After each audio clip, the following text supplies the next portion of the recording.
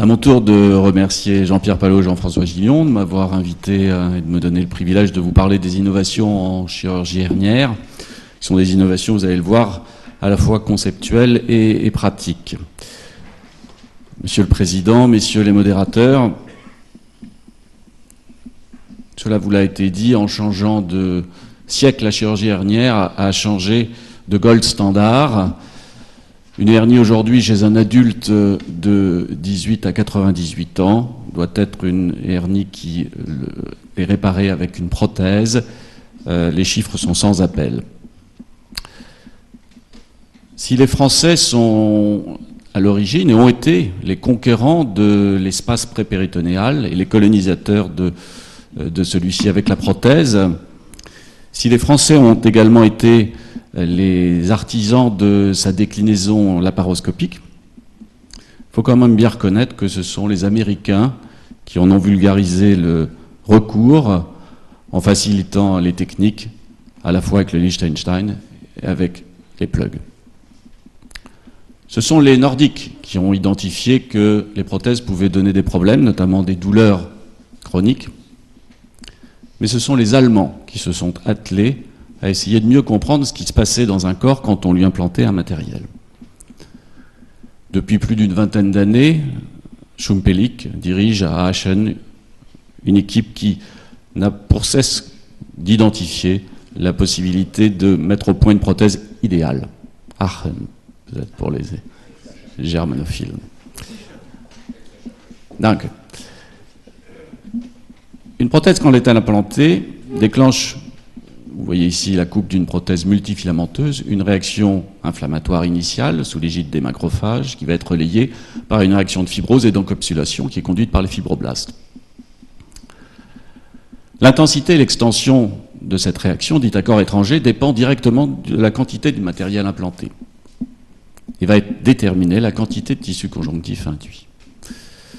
C'est ce qui a été démontré chez l'animal, en objectivant la persistance d'une réaction inflammatoire avec les prothèses de haute densité, nous reviendrons sur cette appellation, et une meilleure construction stromale et fibroblastique, après mise en place de prothèses légères.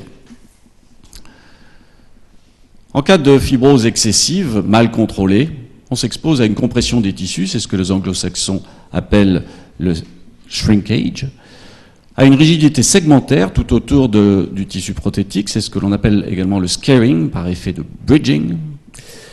C'est par ailleurs la possibilité d'apparition de sérum, je ne vous parlerai pas de séruming, et la possibilité d'une encapsulation nerveuse, voire la pérennisation d'un foyer infectieux initié au cours ou au décours immédiat de la réalisation de l'intervention. Les Allemands ont donc établi un cahier des charges pour définir une bonne prothèse. C'est une prothèse qui va permettre une réaction inflammatoire contrôlée afin d'optimiser fiabilité et confort de la réparation. Pour ce faire, il faut aller à l'usine et regarder les paramètres du textile que l'on va fabriquer, le matériau. Aujourd'hui, c'est essentiellement du polyester ou du polypropylène, beaucoup plus rarement du PTFE, en tout cas dans le domaine de la chirurgie hernière. Et puis, bien sûr, on va faire varier la taille des filaments, le type de tissage, la taille des pores.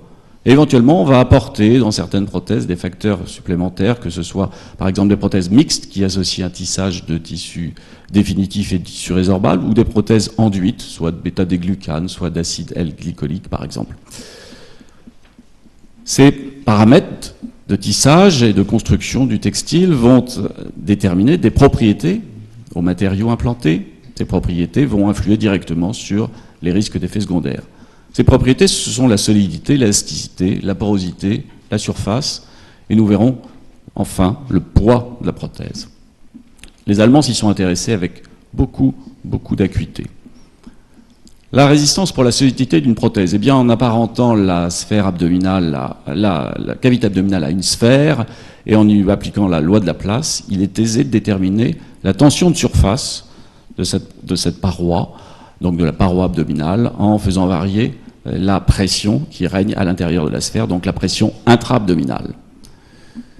C'est ce qui a été fait expérimentalement en objectivant que la pression intrapéritonéale fluctuait en fonction des conditions de vie et des moments dans la vie, et était maximale au moment des efforts de saut en atteignant 252 mm de mercure. toutes les prothèses testées et toutes les prothèses du marché dépassent largement ce seuil de 252 mm de mercure. Il n'y a donc aucun problème de fiabilité en termes de solidité avec les prothèses qu'on emploie aujourd'hui. Mais Schumpelik, qui est un homme prudent, fait remarquer que dans le passé, des prothèses de nylon, qui ont été abandonnées d'ailleurs, se déchiraient avec le temps, par une altération de leur structure.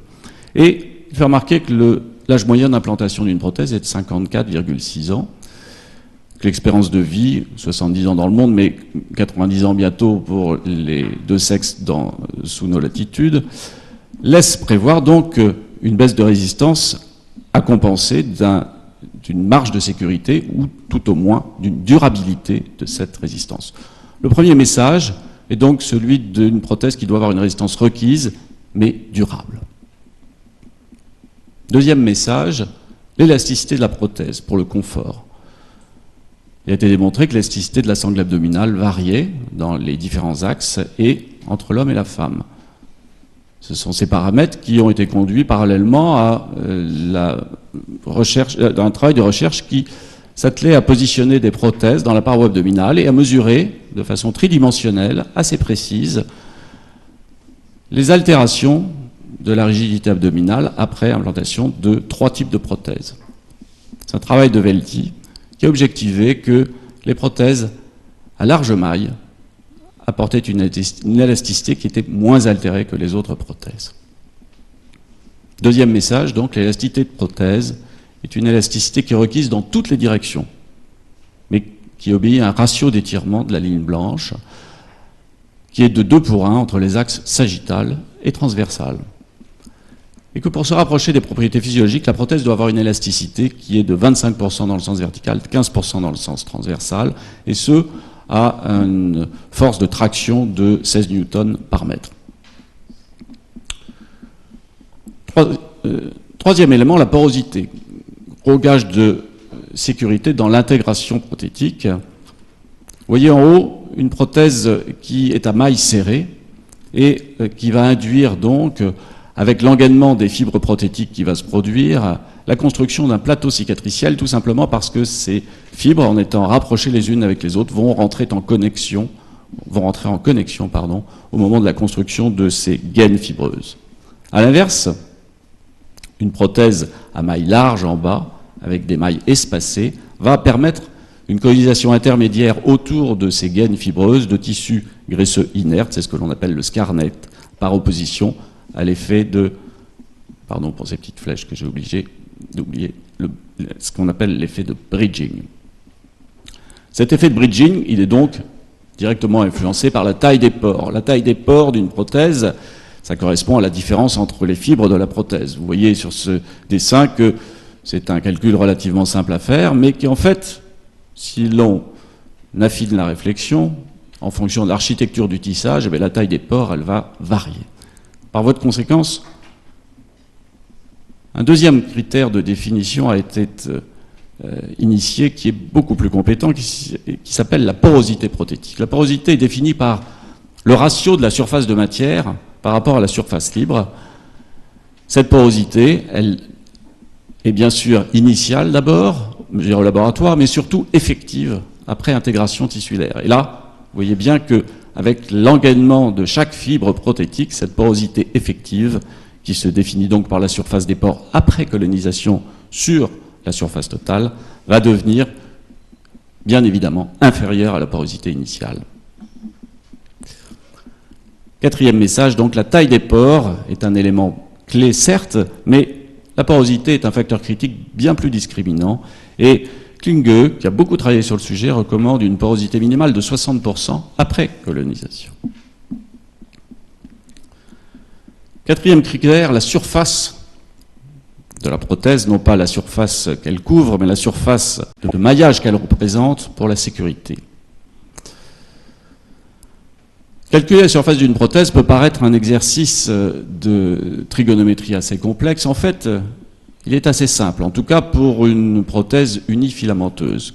Il suffit simplement de se dire que le calcul de la surface de la prothèse répond au calcul de la surface du fil qui a été utilisé pour la fabriquer, et que ce fil peut être modélisé selon un cylindre. Il s'agit donc de faire le calcul de la surface d'un cylindre. Je ne vous ferai pas l'affront de vous rappeler qu'il s'agit du produit de la longueur par la circonférence auquel on ajoute les deux sections, les deux surfaces correspondant aux deux sections des extrémités. Pourquoi ce petit aparté? Bien, regardez ce petit calcul. Si vous prenez deux prothèses, mèche 1 et mèche 2, et que pour la première prothèse, vous utilisez 3 fois plus de fil pour tisser la prothèse que pour mèche 2, eh bien, vous verrez que la surface de votre prothèse va être également triplée.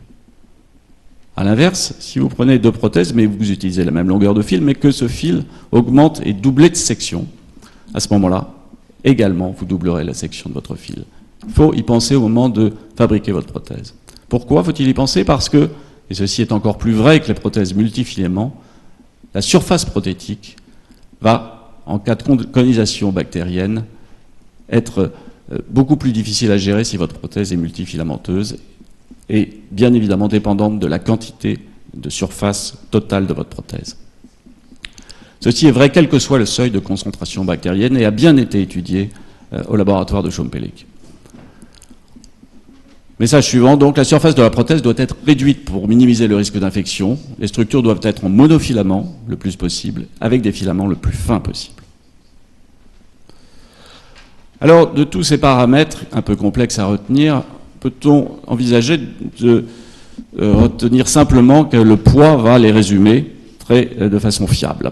Le poids, c'est un paramètre qui a été présenté par Weil en 2006 et qui d'emblée cherchait à distinguer les prothèses légères, les prothèses lourdes, en les séparant selon une frontière d'un poids ou plutôt d'une densité de 50 grammes par mètre carré.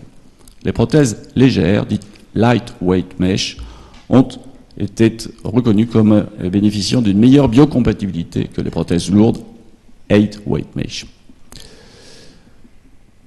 Coda, plus récemment, en 2012, a essayé d'affiner cette classification en retenant 4 classes de prothèses, mais de son aveu propre, la terminologie lightweight mesh est parfois mal utilisée. C'est ce qui ressort en fait de ce que l'on peut reconnaître à cette classification, c'est qu'elle s'est appuyée certes sur le poids, mais également sur la largeur des mailles. Et que cette confusion est à l'origine de difficultés d'interprétation, ou en tout cas de validation de méta-analyses qui, en incorporant de multiples études pour augmenter les effectifs, mélangent parfois un peu les genres et apportent un certain discrédit à leurs résultats. Je pense que Karen Slim nous en dira quelques mots tout à l'heure. La terminologie correcte devrait être en fait celle de prothèses à porosité importante et à surface faible. C'est un nouveau travail de Klinge très récent qui le démontre une fois de plus. Il s'est amusé, si j'ose dire, à explanter 1000 prothèses, ou en tout cas à reprendre les résultats de 1000 prothèses qui avaient été explantées dans son territoire de chasse, allemand sans doute, parce qu'en 10 ans, il a fallu quand même certainement avoir un drainage multicentrique, et à essayer de caractériser les facteurs qui avaient conduit à la nécessité d'explanter ces prothèses. Le principal facteur, c'est la porosité, et particulièrement la porosité effective. Alors, une fois qu'on a dit tout ça, il faut quand même choisir et poser sa prothèse, et bien évidemment, il faut revenir des éléments plus concrets. Il n'y a rien d'innovant à rappeler, néanmoins, que la taille de la prothèse est importante, ne serait-ce que pour pouvoir répartir les efforts de pression de façon optimale et éviter ce que l'on appelle un bombement dans l'orifice, c'est-à-dire un bulging, ou éviter les phénomènes de shrinkage, c'est-à-dire de rétraction de la couverture de surface hernière et les possibilités de récidive tardive. Il faut aussi chercher une prothèse qui convient le mieux au choix technique que l'on s'est donné. C'est ce qui a permis au Liechtenstein, par exemple, de faire évoluer les prothèses fendues, les prothèses prédécoupées, les prothèses à volets. C'est également ce qui a permis au plug de faire évoluer les structures en prothèses en 3 dimensions sphériques, les Perdome 4 plugs ou les plugs Ultra Pro. C'est également les mémoires de forme qui ont permis aux prothèses laparoscopiques d'être plus faciles à poser. On en a parlé tout à l'heure, je vais passer très vite. Les méthodes de fixation sont devenues adaptées au maillage large, sont devenues résorbables, sont devenues des cols, sont devenues des ergots de prothèses autofixantes ou sont devenues rien du tout. Les prothèses, notamment les prothèses positionnées dans l'espace propéritonéal, ne sont maintenant plus fixées dans l'immense majorité des cas. Les fabricants nous ont aussi proposé des structures en 3 dimensions, dont une ici, le PHS, est cher à Jean-Pierre Palot, prothèse qui a eu une immense qualité de montrer l'accès prépéritonéal par une voie antérieure, et prothèse qui a été déclinée en structure légère avec ce qui s'appelle UHS, avec un volet profond dont la nécessité de pouvoir bien se déployer dans l'espace prépéritonéal a imposé la réalisation avec des anneaux concentriques plus rigides. C'est ce principe de prothèse auto-expansive qui a également à faciliter, on vous l'a dit tout à l'heure, ou en tout cas à redonner un peu d'espoir à la diffusion de la technique de Hugues-Harari, qui est une technique difficile d'accès à l'espace prépéritonéal. Et c'est également ce processus de prothèse auto-expansive à mémoire de forme avec un anneau périphérique qui donne à Édouard Pélissier tout le loisir de nous faciliter cet accès aujourd'hui. Effectivement, la voie prépéritonéale n'est plus réservée à soit l'approche célioscopique, soit le grand abord de Solon Stoppa. Elle est aujourd'hui possible grâce à ces prothèses et un abord mini-invasif. C'est ce qui ressort d'un congrès tout récent. Alors, pour conclure, il est peut-être important de se remettre dans la tête du chirurgien au moment de ses choix de prothèse. Il est important de lui rappeler, de bien lui dire que, au même titre que tous les éléments qu'il peut essayer de s'attacher à améliorer pour diminuer la douleur chronique, le choix de la prothèse peut avoir une incidence, et que même si aujourd'hui le poids est une donnée insuffisamment discriminante, eh bien, peut-être que le HS va apporter la solution, puisqu'elle a mis au point une classification internationale des hernies. Peut-être qu'elle est à même de mettre au point une labellisation internationale des prothèses que l'on implante, de façon à pouvoir comparer ce qui est comparable. De la même façon, au moment de son choix de la technique, les dogmes de l'EHS l'ont éduqué en lui disant qu'il fallait affronter les voies antérieures et les voies postérieures par la paroscopie. Ces guidelines datent de 2009 et aujourd'hui elles sont sûrement à mettre à jour avec ces approches minimalistes antérieures, notamment celle de Pélissier et de Gélion. C'est ce qui ressort du premier congrès mondial de chirurgie pariétale auquel j'ai eu la chance d'aller il y a moins d'un mois, et où, avec ces voies antérieures, on peut faire un deuxième cocorico en remarquant que les noms des chirurgiens français étaient très largement cités. Je crois que c'était important de le souligner. Je vous remercie.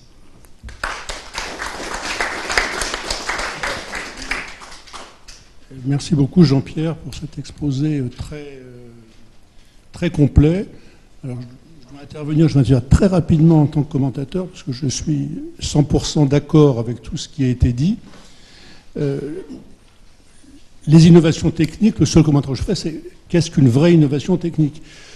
La Food and Drug Administration américaine recense plus de 200 types de prothèses commercialisées. A-t-on vraiment besoin de 200 prothèses différentes pour traiter les hernies? C'est beaucoup moins sûr. Alors, je crois que tout ce que tu as dit était important. La vraie innovation, c'est celle qui cherche à régler un problème persistant. Toutes les études que tu as citées, en particulier de l'équipe de Schumpelik, de Klinke, toute l'équipe d'Aix-la-Chapelle, ça a été quand même de diminuer la réaction inflammatoire autour de la prothèse dans le but de diminuer les douleurs chroniques, puisqu'ils avaient préalablement montré chez l'animal que le rétrécissement, le shrinkage, la réaction inflammatoire était proportionnelle à la densité du matériel. Donc les prothèses légères, même si tu n'aimes pas trop cette dénomination, ont quand même fait la preuve de leur efficacité. Et je pense que la meilleure des prothèses, c'est quand même la prothèse plate, la prothèse monofilamenteuse et la prothèse à large maille. Donc finalement, ça rejoint aussi la porosité. Quand il n'y a qu'un seul fil, quand il y a un gros trou, la porosité, on peut penser que la porosité est maximum. Alors ça a été tout à fait, je pense que Karen nous le redira tout à l'heure, ça a été démontré, il y a quand même 3 méta-analyses qui montrent qu'il y a une corrélation entre la densité de la prothèse, l'utilisation des prothèses légères et les douleurs chroniques. Pour les voies antérieures. Voilà, pour les voies, oui, tout à fait, pour les voies antérieures. Et c'est pour ça que ça diminue les douleurs après Liechtenstein et que finalement la différence, on l'a évoqué tout à l'heure, entre chirurgie laparoscopique et Liechtenstein en termes de douleur, certes, il y a une différence significative, mais quand on regarde bien les chiffres, cette différence, elle est quand même pas très importante. En gros, c'est passé de 1 comprimé d'aspirine à 2 comprimés d'aspirine, mais sur la réalité et sur le pourcentage et sur l'importance du phénomène douloureux, il n'y a quand même pas une telle différence entre la celluliochirurgie et la voie antérieure. Alors l'autre problème persistant dont je n'ai pas parlé, mais c'est vrai qu'il est peu important en chirurgie hernière, c'est le problème de la mise en place d'une prothèse en milieu infecté. C'est quand même relativement exceptionnel. On peut avoir de temps en temps une infection chronique sur prothèse. Et on aurait peut-être pu dire un mot des prothèses biologiques. Les Américains l'utilisent déjà pas mal pour la chirurgie inguinale. Je pense que c'est pas bien et que... Antérieure. Inguinale, c'est pas encore validé. C'est pas validé, mais dans les séries américaines, il y a de plus en plus de prothèses biologiques. Je pense à tort. Voilà. Alors ces prothèses biologiques, elles coûtent très cher. Elles n'ont pas encore fait non plus la preuve de leur efficacité. Donc voilà, moi, c'est le seul commentaire que je ferai. Je crois que la vraie innovation, c'est celle qui va vers le solutionnement d'un problème. Notre problème persistant, c'est les douleurs. Les prothèses légères, c'est une étape et une innovation dont tu as longuement parlé. Je crois que c'était le plus important, c'était de parler de la structure de la prothèse avant de parler de tous les gadgets, ces prothèses autofixantes qui n'ont pas fait encore tout à fait la preuve de leur efficacité. Est-ce qu'il y a des questions dans la salle? Estour, puis Alexandre.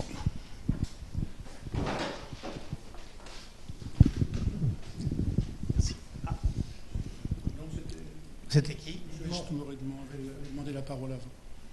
Oui. Oui, une chose qu'il faut rappeler, c'est qu'une grande partie des douleurs et quelques récidives sont liées à un phénomène dont a parlé l'orateur, qui est la sclérose rétractile, le shrinkage. C'est ce qui peut donner des douleurs parce que les petits nerfs sont modifiés dans leur direction, sont attirés, accolés, etc. Et il faut dire que ce shrinkage a été décrit d'abord avec le polypropylène, qu'a défendu pendant un certain temps M. Schumplick, à une époque. Actuellement, il y a un revirement. Alors que le polypropylène a l'inconvénient d'être hydrophobe. Donc, c'est des inconvénients pour son intégration tissulaire. En revanche, cet inconvénient, dans les mêmes conditions mécaniques, même type de fil, même espace, etc., est beaucoup moindre avec le polyester, matériau français, il faut le dire, développé dans la région lyonnaise, qui lui est hydrophile, et donc est plus favorable à l'intégration tissulaire. Donc voilà, ça il fallait dire, parce que c'est 2 points de base. Et actuellement, il y a un revirement aux États-Unis et dans le monde entier, où le polypropylène était le matériau numéro 1, un revirement avec une baisse de son utilisation en faveur d'un matériau hydrophile, le polyester. Voilà. Tout à fait d'accord, mais il y a très peu de compagnies qui commercialisent des... Ça commence. Le Mercilène a été retiré pour des raisons économiques parce que ça ne coûtait rien. Et il reste covidien. Actuellement, c'est covidien et qui se développe notablement dans le... Et Peters qui font des prothèses polyester. Mais il y a des gens aux États-Unis qui sont très montés contre le polypropylène, Ben David en particulier, et qui mènent une campagne. Oui. Pour d'autres raisons. Voilà. Jean-Henri Alexandre. Moi, je voulais jeter un point d'interrogation, puisqu'on parle d'innovation. Alors, l'innovation, on a dit que c'était les prothèses. Ensuite, on a dit que c'était les prothèses avec une certaine modulation, porosité, etc., qui a très bien été traitée par COSA. Et moi, j'ai reçu une publicité sur Internet de l'American Hernia Society pour une séance de chirurgie robotique pour la hernie. Alors, je voulais quand même jeter le pied dans la mare et poser la question à ces modérateurs, au président, et éventuellement à COSA, spécialiste des innovations, ce qu'ils pensent de cette bêtise. J'ai reçu la même publicité. Je pense que c'est un délire américain, absolument. Et on évoquait tout à l'heure les difficultés de publicité dont peut souffrir la laparoscopie. Si on lui adjoint en plus le prix et la complexité d'une robotique, je crois qu'on peut définitivement enterrer la laparoscopie.